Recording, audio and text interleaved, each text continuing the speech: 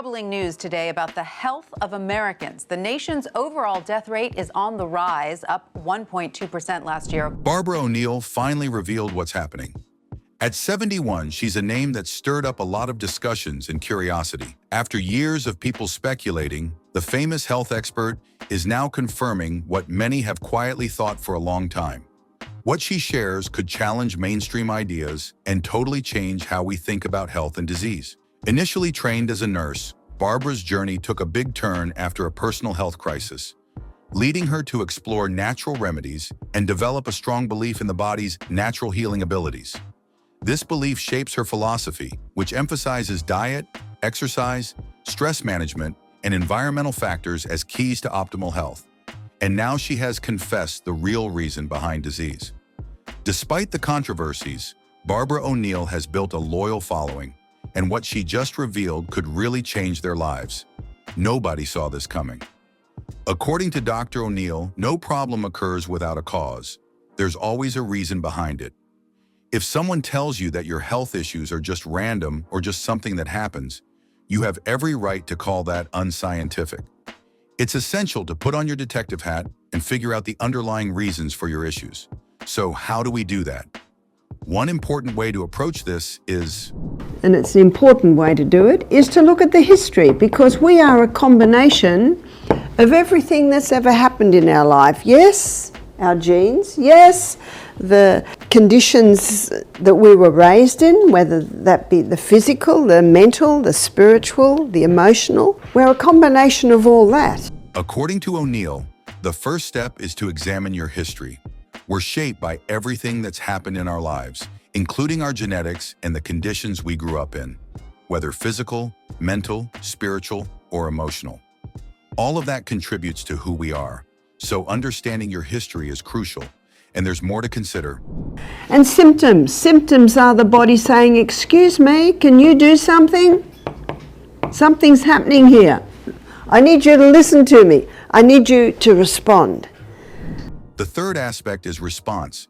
According to O'Neill, your body's response is a clear indicator of what's good for you and what's not. She believes everyone should be their own doctor because only you truly know your experiences and how your body reacts. For instance, only your hand could tell you what hurt and what didn't, so you listen. Unfortunately, many people have lost the art of listening to their bodies. If your body is speaking, pay attention. Ignoring the early signs can lead to more severe issues when your body starts to scream.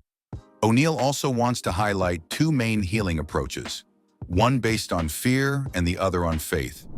But they do not heal you, because there's only one thing that can heal, and that's the body. But I have faith that I live in a body that was created, and it was created to heal. According to O'Neill, when you cut yourself, it will heal if you create the right conditions. First, you need to clean the wound. Common sense, right? If there's dirt, it has to be washed out. Then, the cut needs to be held together so that the cells can connect and heal properly. Traditionally, one way to do this was by using pine pitch. You can still find it in bottles. When you pour it over the cut, it dries and pulls the edges together. Plus, it has antibacterial properties, which helps form a nice scab. You can also stitch it up or use adhesive bandages or butterfly clips. So as long as you provide the right conditions, that cut will heal. I'd like to look at genes, the true cause of disease, and we're going to go where we'll go many times this week, to what I call the CBD, the Central Business District of the human body, is the inside workings of the cell. So right inside the nucleus of the cell is the DNA, and the DNA is the genetic code. We get 23 chromosomes from our mom and 23 from our dad, so neither side has gray hair. My husband's side is all white, and both his parents are white too. DNA is super interesting. If you stretched it out, it could reach about 2 meters long and holds tons of info.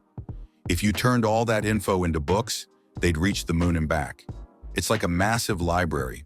Our DNA is actually made from the food we eat. The outer strands are made of polysaccharides, which just means lots of sugars. Even your juice has those sugars. The inner parts are made from amino acids, which come from the proteins we eat, like those protein drinks you had yesterday. And remember that delicious meal you're dreaming about? Those sunflower burgers with tofu are packed with plant protein, all held together by minerals. Hippocrates once said, "Let food be your medicine and medicine be your food." He didn't even know that our DNA is made from what we eat. Though I cannot change the colour of my skin, my height, I can change the genes regarding my health status. Isn't that good news? That their lifestyle, even actually your emotional status, even what we think, definitely what we eat and drink, can turn our genes on or off.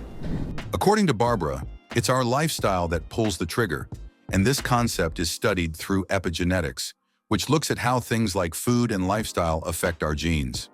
The good news is that we can actually turn certain genes on or off based on what we're eating and drinking. What she's interested in exploring is what exactly affects these genes. We've been looking at this all week, but she also wants to understand why we inherit weaknesses. These weaknesses are passed down through DNA, acting like a message that gets carried forward. Barbara then confessed a truth about an incident that took place and explained how that changed what was about to happen to her child's future. Peter, we conquered his asthma at the age of 2.5, and he was diagnosed with severe physiological asthma. We definitely stopped any dairy, we definitely stopped any wheat, but I also went to a naturopath and I discovered water treatments and herbs that I could give him. Barbara shared the story of how her son overcame asthma using her techniques. She explained that her father had asthma all his life, but when he stopped consuming dairy at 50, he finally conquered it. In her own family, her 5th child also had asthma. She consulted a naturopath and used water treatments and herbs, and Peter had his last asthma attack at 2 years old. This is really life-changing, what Dr. O'Neill has confessed, but she also revealed the reason behind the rise in disease. Because if our body's designed to heal itself, why isn't it healing? It's because of the genes. 92% of DNA damage, we are told, is caused by a mineral deficiency. Dr. Barbara O'Neill highlights the issue of mineral deficiency, explaining how modern food lacks the nutrients it once had. She references Dr. Robert Thompson, who noted that food 80 years ago contained nearly twice as many nutrients as it does today, with some estimates suggesting an 80% drop in certain nutrients. The root cause of this deficiency is found in the soil itself. When the soil is deficient, the plants grown in it are deficient, leading to nutrient-poor food for those who consume it. O'Neill points out that the same crops are grown repeatedly on the same land, depleting the soil of its minerals. If these nutrients aren't replenished, the plants will lack essential minerals, and consequently, so will the people who eat them. Organic farming, she explains, addresses this by feeding the soil with compost between crops, ensuring it remains rich in nutrients. For example, she states, Let me give you an example. One organic tomato will give you 9 times the iron of a conventionally grown tomato, because organic farming feeds the soil so that the plant is nourished. Here's what you need to know about organic food and the immune system. When COVID-19 hit like a storm, it shook up everyone's lives. But one positive thing came out of it. People started paying more attention to how important it is to have a strong immune system. That's when organic food became a hot topic. So how exactly does organic food boost your immune system? And is there really a solid link between the two? Food is considered organic when it's grown on land that hasn't been treated with prohibited substances like pesticides, fertilizers, or GMOs. For organic animal products, no hormones or antibiotics are used either. Because organic foods don't contain these harmful substances, they're packed with the nutrients your body needs to build a strong immune system. So how does organic food boost your immune system? Eating organic food has a great effect on your overall well-being. It doesn't just make you feel better emotionally and mentally, but it also positively impacts your physical health. Your body needs fiber, vitamins, zinc, and omega-3s to strengthen your immune system, and organic foods are full of these nutrients. This helps improve your immunity over time. Plus, since organic foods don't have pesticides, you're not exposing your body to harmful chemicals that can cause health problems. A clear difference can be seen in people who mainly eat non-organic foods. They often face issues like reproductive problems, bone health concerns, and other complications. Overuse of antibiotics has led to resistance, not just in humans, but also in livestock. While farmers argue that antibiotics are needed to treat animal diseases, the long-term effects are concerning. When you eat foods from animals treated with antibiotics, your body can become resistant to them, which can weaken your immune system. On the other hand, organic foods are free from antibiotics. If animals get sick, they're separated from the herd and not used for food production. This means the organic food you eat is pure and antibiotic-free, helping keep your immune system strong.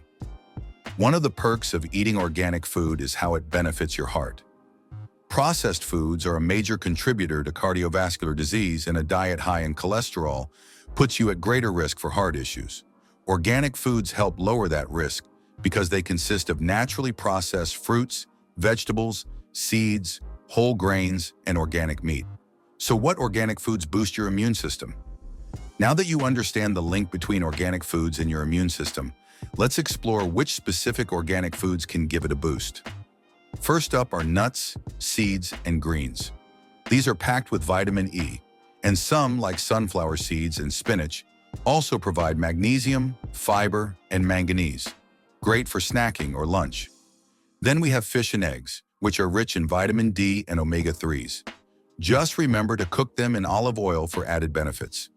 Multigrain options like oats, quinoa, brown rice, and corn are excellent for keeping you full and can aid in weight loss. If you're not a fan of multigrain alone, try Penny Regate Multigrain, a gluten-free pasta made from quinoa, buckwheat, corn, and rice. You can also add other organic foods to your diet, such as dark chocolate, berries, turmeric, ginger, garlic, and black pepper. You can also incorporate other healthy beverages into your daily routine, like green tea, berry smoothies, and watermelon and mint smoothies.